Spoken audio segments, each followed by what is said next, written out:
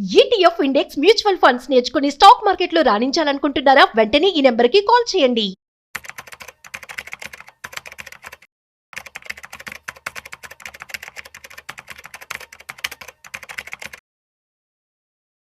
Hi hello నమస్తే, welcome back to Suman TV. ప్రస్తుతం మనతో పాటు ఉన్నారు certified financial planner Madhavi Reddy గారు. మేడంతో మాట్లాడదాం. నమస్తే మ్యామ్. నమస్తే అండి మేడం, మరి మార్కెట్ అప్డేట్స్ చూసుకుంటే ఒకసారి ఈ వీక్ ఎలా ఉంది, నెక్స్ట్ వీక్ ఎలా ఉండబోతుంది, మరి war impact, Israel Iran war impact కూడా మార్కెట్ పైన ఎలా చూపిస్తుంది అంటే ఒకసారి. సో ఈ లాస్ట్ వీక్ అంటే స్టార్ట్ అవ్వడం అయితే మీరు అన్నట్టుగా ఎప్పుడైతే అంటే చాలా ఇంటెన్సిఫై అయిందండి. అంటే ఈ వీక్ మనం స్టార్టింగ్ నుంచే ఇజ్రాయెల్ ఇరాన్ వార్ అనేది చాలా వరకు అంటే ఒకరి మీద ఒకరు మిజైల్స్ దాడులు చేసుకోవడము, తర్వాత ఇజ్రాయెల్ ఎక్కడైతే ఇరాన్కి సంబంధించిన న్యూక్లియర్ సెటప్స్ అన్ని ఉంటాయో వాటి మీద వాళ్ళు దాడి చేయడము, సో వాళ్ళ సైంటిస్టుల్ని దాడి చేయడము. సో ఇది ఇంకొక అంటే ఒకసారి అయితే ఈ రీసెంట్ గా మనం చూసుకున్నట్లయితే స్టాక్ ఎక్స్చేంజ్ మీద కూడా దాడి చేసుకోవడం, ఇలా ఒకరికొకరు చాలా వరకు నష్టం అయితే మనకి కనిపిస్తుందండి. సో అది ఎలా వెళ్తుంది అనేది మనకి ఇంకా ముందు ముందు చూడాలి. సో రైట్ నౌ అయితే ఈసారి మార్కెట్స్ ఈ రోజు అయితే మాత్రం ఫైనల్ గా ఫ్రైడే రోజు అంటే ఏవైతే లాసెస్ వచ్చాయో అవన్నీ కవర్ చేస్తూ సెన్సెక్స్ 82,408 పాయింట్స్ దగ్గర మనకి 1046 పాయింట్స్ తోని చాలా బాగా మనకి పాజిటివ్ గా క్లోజ్ అయిందండి. అలానే నిఫ్టీ 25,112 పాయింట్స్ తో మనకి క్లోజ్ అయింది. 319 పాయింట్స్ అప్ లో మనకి ఈ రెండు కూడా పాజిటివ్ గా క్లోజ్ అయ్యాయి. సో ఏంటి సడన్ గా వార్ టైంలో కూడా మార్కెట్స్ ఇంత పాజిటివ్ గా క్లోజ్ అవ్వడం ఏంటంటే, ఎప్పుడైతే యుఎస్ ఇంటర్వెన్షన్ ఉంటే ఇంకొంచెం చాలా అది నెక్స్ట్ అంటే మనకి థర్డ్ వరల్డ్ వార్ వచ్చినట్టుగా మనకి అవుతుందేమో అని అందరూ భయపడ్డారండి. బట్ యుఎస్ ప్రెసిడెంట్ ఏమన్నారంటే, మేము ఇప్పుడే వార్ లోకి మేమైతే పార్టిసిపేట్ చేయము, మేము కొంచెం టైం తీసుకుంటాము, maybe we might take 2-3 weeks time తీసుకొని మా డెసిషన్ ఏంటి చెప్తాం, అసలు ఈ వార్ లో యుఎస్ ఇన్వాల్వ్మెంట్ డైరెక్ట్ గా ఉంటుందా లేదా అనేది ప్రస్తుతానికైతే పాజ్ వచ్చిందండి. ఎప్పుడైతే ఆ పాజ్ రాగానే కొంచెం మార్కెట్స్ రిలీఫ్ గా కొంచెం ర్యాలీ అయితే మనకి ఈ రోజు ఆ న్యూస్ తో కొంచెం మనకి పాజిటివ్ గా మనకి కనిపించాయి. బట్ వేరాజ్ అదర్ థింగ్స్ అయితే ఇంకా అంతే కొంచెం మనకి టెన్స్డ్ గానే ఉందండి. అంటే కంప్లీట్ గా ఈ ఏదైతే ఈ టెన్షన్ ఏదైతే ఉందో ఈ వార్ ఇంపాక్ట్ కంప్లీట్ గా మార్కెట్ నుంచి పోయినట్టుగా అయితే కాదు, కొంత రిలీఫ్ అన్నట్టుగానే మనకి కనిపిస్తుంది. సో నెక్స్ట్ వీక్ మనం చూసుకున్నట్లయితే ఈ వీకెండ్ లో జరిగే ఏవైతే మనకి ఉంటాయో ఈవెంట్స్ జరుగుతాయో వాళ్ళు ఇచ్చే ఏవైతే మనకి ఈ వార్ అనేది ఎలా ముందుకు వెళ్తుందో దాన్ని బట్టి ఏమైనా మధ్యలో మీడియేషన్ గానీ జరిగి యుఎస్ గానీ కొంచెం ఇన్వాల్వ్ అయ్యి కొంచెం పీస్ టాక్స్ ఏమైనా వెళ్తాయేమో, సీజ్ ఫైర్ లాంటిది ఏదైనా వస్తే ఇంకా పాజిటివ్ గా వెళ్తుందండి. బట్ అలా జరగకుండా ఇంక ఇలానే కంటిన్యూ అయ్యి ఇంకా ఇంటెన్సిఫై అయ్యి యుఎస్ కూడా ఇన్వాల్వ్ అయితే మాత్రం things would be very very bad for the market. So ఏదైనా మనము ఈ 1-2 వీక్స్ వరకు మాత్రం ఈ విధంగా మార్కెట్స్ టెన్స్డ్ గానే ఉంటాయండి. ఫైనల్ గా ఈ గ్యాప్ మనం ఏదైతే చూసుకుంటున్నామో ఈ రేంజ్ మార్కెట్స్ రేంజ్ అయితే 24,500 దగ్గర 24,400 దగ్గర అయితే మంచి సపోర్ట్ అయితే మనకు కనిపిస్తుంది. అలానే 25,200 దగ్గర రెసిస్టెన్స్ లెవెల్స్ ఉన్నాయి. సో ఈ రేంజ్ లోనే నెక్స్ట్ వీక్ కూడా మార్కెట్స్ వెళ్లే అవకాశాలు ఉన్నాయి. సో ఇంకొకటి మనం బ్యాడ్ న్యూస్ ఇంకా మనకి కపుల్ ఆఫ్ చూసుకుంటే ఈ వార్ వల్ల ఏమవుతుందంటే క్రూడ్ ఆయిల్ బాగా పెరుగుతుంది. సో $77 అనేది పెరుగుతుందండి. సో దానికి అంటే క్రూడ్ ఆయిల్ ఎక్కడైతే మనకి ఇరాన్ లో ఎక్కువగా రిజర్వ్స్ దానికి సంబంధించిన ఏవైతే ఎక్విప్మెంట్స్ అన్ని ఉంటాయో అవి ఇప్పటి వరకు అయితే అంతగా డిస్టర్బ్ అవ్వలేదు. So maybe next few days లో ఏమవుతుందో చెప్పలేము. సో ఇంకా అక్కడ కానీ డిస్టర్బెన్స్ వచ్చి ఆ సప్లైస్ కి కూడా ఏమైనా ట్రాన్స్పోర్ట్ కి కానీ ఆ సప్లైకి కానీ డిస్టర్బెన్స్ వస్తే ఇంకా క్రూడ్ ఆయిల్ పెరిగిందంటే మార్కెట్స్ కి అది నెగిటివ్ గా అవబోతుంది. ఇప్పటికే అది $77 వరకు ఉంది.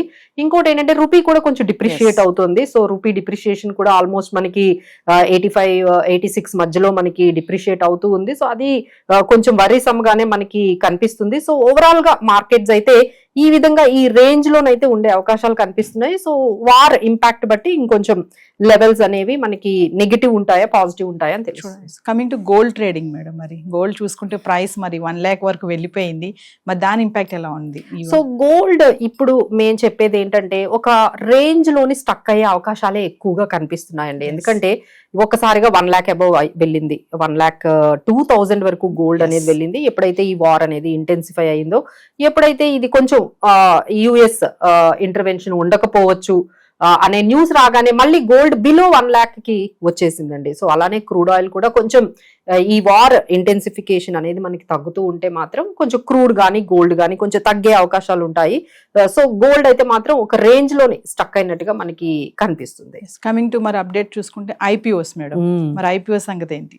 సో చాలా ఇంట్రెస్టింగ్ ఐపీఓ అయితే మనకి మార్కెట్ లో మనకి జూన్ 25th నుంచి 27th వరకు రాబోతుందండి. సో కొన్ని కారణాల వల్ల గత ఒక 2-3 months నుంచి ఏ ఐపీఓస్ రాలేదు, ఎందుకంటే మార్కెట్ సిచ్యువేషన్స్ అసలు ఏమీ బాగాలేదు. ఒకసారి అంతా ట్రంప్ టారిఫ్ ఇంపాక్ట్ జరిగింది, ఆ తర్వాత మన దగ్గర మనకి పెహల్గామ్ తర్వాత వార్ జరిగింది, ఆ తర్వాత ఇమీడియట్ గా ఇది ఒక వార్ అనేది అంటే బ్యాక్ టు బ్యాక్ అన్ని కూడా చాలా నెగటివ్ న్యూస్ అయితే మార్కెట్ కు ఉందండి. బట్ స్టిల్ చాలా రెసిలియంట్ గా స్టాక్ మార్కెట్స్ అసలు ఎంత రెసిలియంట్ గా ఉన్నాయంటే, ఎంత స్ట్రాంగ్ గా ఉన్నాయంటే ఎలాంటి న్యూస్ అయినా సరే మార్కెట్లు చాలా గట్టిగా ఎదుర్కొంటున్నాయి. సో అందుకనే ఇంత ధైర్యంగా వాళ్ళ ఐపీఓ కూడా ఇప్పుడు ఐపీఓ కూడా వచ్చేస్తుంది అంటే, సో జూన్ 25th నుంచి 27th వరకు హెచ్డిబి ఫైనాన్షియల్ సర్వీసెస్ ఐపీఓ అనేది మనకి ఇష్యూ రాబోతుందండి. సో 700 నుంచి 740 ఇష్యూ ప్రైస్ ఉంది. సో ఎవరైనా ఇన్వెస్ట్ చేసుకోవాలి ఈ ఐపీఓలో అనుకుంటే ఇష్యూ ప్రైస్ 700-740 మధ్య ఉంది. మినిమం లాట్ అయితే 15,000 వరకు మీకు ఉంటుందండి.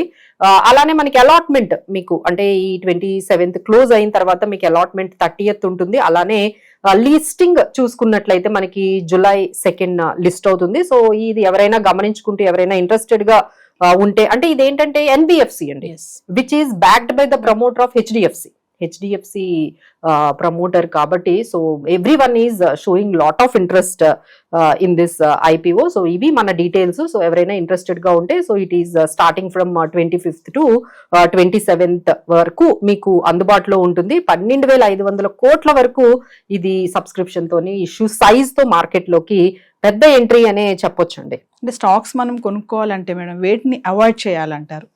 సో ఇప్పుడు మనకి 2 రకాలుగా చూడొచ్చండి. అంటే వేటిల్లో ఇన్వెస్ట్ చేసుకోవాలి, అసలు ఎలాంటి స్టాక్స్ కి మనము దూరంగా ఉండాలి, రెండింటి గురించి కూడా మనం అర్థం చేసుకోవాలి. సో అవాయిడ్ చేయాలి అంటే ఏవియేషన్ ని అవాయిడ్ చేయాలండి. సో ఒకవైపు పాకిస్తాన్ ఎయిర్ స్పేస్ కొన్ని లిమిటేషన్స్ మనకు నడుస్తున్నాయి. ఇప్పుడు ఇరాన్, ఇజ్రాయెల్ వీళ్ళ ఎయిర్ స్పేసెస్ కూడా కొంచెం లిమిటెడ్ గా అవి ఎయిర్ స్పేసెస్ అలౌ చేయట్లేదు. సో దాని వల్ల ఏమవుతుందంటే లాంగ్ డిస్టెన్సెస్ అయిపోతున్నాయి ఫ్లైట్స్. యూకే గానీ ఎస్పెషల్లీ యూఎస్ వెళ్ళాలంటే చాలా లాంగ్ డిస్టెన్సెస్ అవుతున్నాయి. అలానే క్రూడ్ ఆయిల్ పెరిగింది. సో దీని వల్ల ఏమవుతుందంటే ఏవియేషన్ ఇండస్ట్రీకి అయితే కొంచెం కష్టంగానే ఈ మొత్తం సిచ్యువేషన్, ఒకవైపు క్రూడ్ ఆయిల్ పెరగడము, ఒకవైపు ఈ వార్, ఈ ఎయిర్ స్పేస్ లిమిటేషన్స్ తోని చాలా ఎక్స్పెన్సివ్ అయిపోయిందండి. ఇప్పుడు మీ ఎయిర్ టికెట్ కూడా చూసుకుంటే అప్పుడు కన్నా ఇప్పుడు పెరిగే ఉంటుంది. సో ఇవన్నీ కొంచెం నెగిటివ్ గా మనకి ఉంటే పాజిటివ్ గా ఏమున్నాయి అని మనం చూసుకున్నట్లయితే మెటల్ స్టాక్స్, చైనాలో కొంచెం ఎకానమీ పాజిటివ్ గా ఉంటుంది. సో దానివల్ల మనకి మెటల్ స్టాక్స్ పాజిటివ్ గా ఉన్నాయి. అంటే హిండాల్కో ఇలాంటి కొన్ని మెటల్ స్టాక్స్ తీసుకోవచ్చు. అలానే యుఎస్ ఫెడ్ ఇంట్రెస్ట్ రేట్స్ కొంచెం పెంచకుండానే అంటే అన్చేంజ్డ్ అండి, 4th time అన్చేంజ్డ్. సో అది మనకి ట్రంప్ గారికి అయితే అసలు నచ్చలేదు. So he's insisting Powell to reduce the interest rates తగ్గించండి, మన ఎకానమీ అంతా చాలా బాగుంది, మీరు ఎందుకు తగ్గించట్లేదని చాలా ప్రెషర్ అయితే పెడుతూ ఉన్నారు. బట్ ఏంటంటే వాళ్ళ వర్షన్ ఏంటంటే ఈ వార్ వల్ల తర్వాత టారిఫ్స్ వల్ల ఇన్ఫ్లేషన్ పెరిగే అవకాశం ఉంటుంది కాబట్టి సో మేము అప్పుడే తగ్గించట్లేదు అంటున్నారు. So maybe next few quarters లో ఫెడ్ ఇంట్రెస్ట్ రేట్స్ తగ్గించే అవకాశాలు ఎక్కువ కనిపిస్తున్నాయి. ఇప్పటికే ప్రెషర్ అనేది బాగా పెరిగింది. సో ఫెడ్ ఇంట్రెస్ట్ రేట్స్ 4.25% నుంచి 4.5% వరకు మెయింటైన్ చేస్తున్నారు. గ్రోత్ ఏమో 1.4% ఉంది, ఇన్ఫ్లేషన్ 3% ఉంది, 3.1%.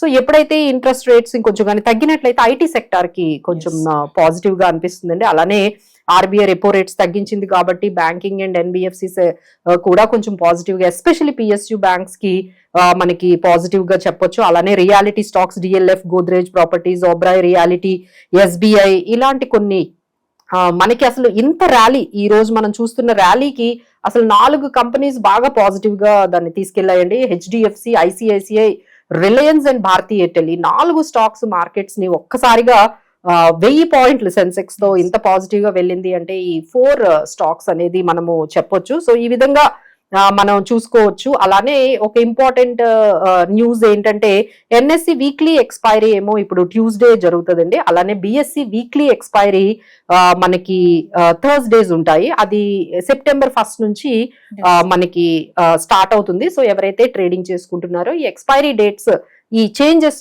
గురించి కొంచెం అప్డేట్ తీసుకుంటే బాగుంటుంది. అంటే మేడం మీరు అన్నట్టుగా ఈ వార్ ఇంపాక్ట్ ఉన్నప్పుడు, ఫ్లక్చువేషన్ అవునప్పుడు మార్కెట్ కూడా కొన్ని రంగాలు రైజ్ అవుతాయని అంటారు, అది ఎంతవరకు నిజం అంటారు? అంటే డిపెండ్స్ అండి. అంటే ఇప్పుడు వార్ టైంలో ఏంటంటే వేరే కంట్రీస్ కి కొన్ని అవైలబిలిటీ ఉండలేనప్పుడు మనకు అది పాజిటివ్ గా, వాళ్ళకి నెగిటివ్ అయ్యేది మనకి పాజిటివ్ అయ్యే ఛాన్సెస్ ఉంటాయి. సో ఆ విధంగా కొన్ని అయితే మనకి పాజిటివ్ గానే అనిపిస్తున్నాయి. బట్ స్టిల్ ఏంటంటే మనకి వరల్డ్ లో ఏం జరుగుతుందో సంబంధం లేకుండా ఇప్పుడు కొంచెం అంటే మనకి గ్లోబల్ కన్నా మన డొమెస్టిక్ ఎకనామిక్ ఇండికేటర్స్ బాగున్నాయండి. సో గ్లోబల్ లో మనం ఎటు చూస్తున్నా స్లో డౌన్ కనపడుతుంది, వార్స్ కనపడుతున్నాయి.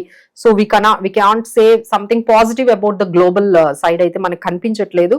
బట్ డొమెస్టిక్ సైడ్ మాత్రం మన వైపు చూసుకుంటే రీటైలర్స్ చాలా చాలా స్మార్ట్ గా ఇన్వెస్ట్ చేస్తున్నారండి.